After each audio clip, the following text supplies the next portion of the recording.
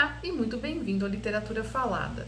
A década de 40 do século XX viu surgir dois dos mais importantes ficcionistas da literatura brasileira.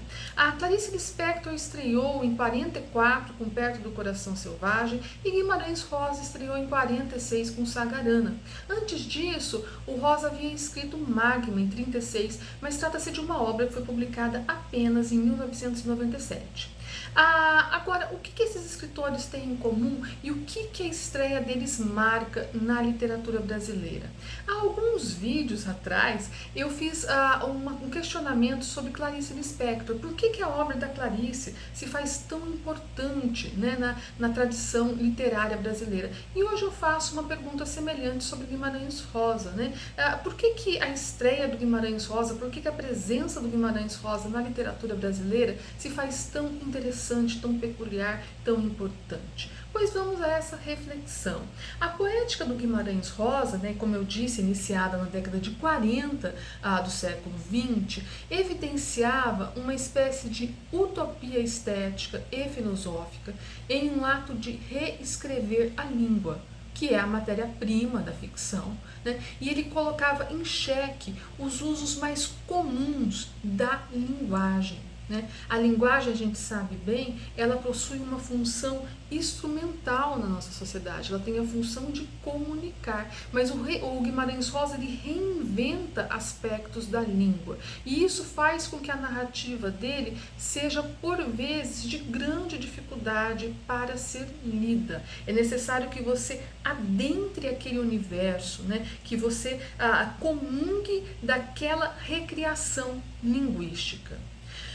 O Guimarães Rosa ele trabalhava no sentido de conferir uma espécie de metafísica à linguagem, na tentativa de resgatar como se fosse um sentido original.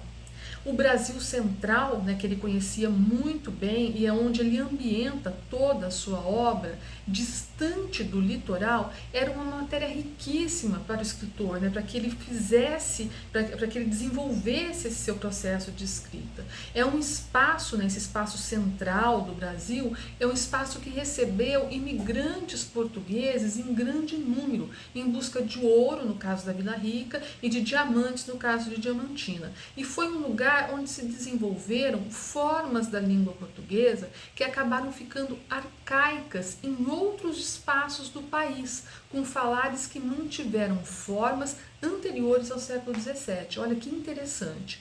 E uma vez que o Guimarães Rosa conviveu de perto com o sertanejo e com a sua linguagem desde criança, ele nasceu em Cordisburgo, no interior de Minas Gerais, ele carregava em gigantesca memória de suas histórias, de suas vivências, da sua linguagem, que juntamente com técnicas hipermodernas de invenção de palavras e sintaxes, se convertem em tema de uma obra singular.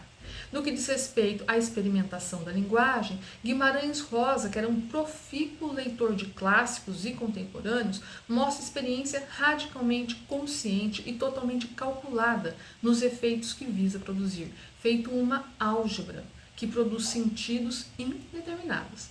Assim, o escritor mineiro repercute procedimentos da vanguarda europeia, instaurando no romance desde a década de 20 na Europa, né, e é por vezes chamado do James Joyce brasileiro. E nisso ele se irmana a Clarice Lispector, que também repercute experiências europeias, no caso delas de Marcel Proust, de Virginia Woolf, etc. Então são ficções, tanto de Rosa como da Clarice, que são peculiares ao atingir o filosófico, o metafísico, o fenomenológico.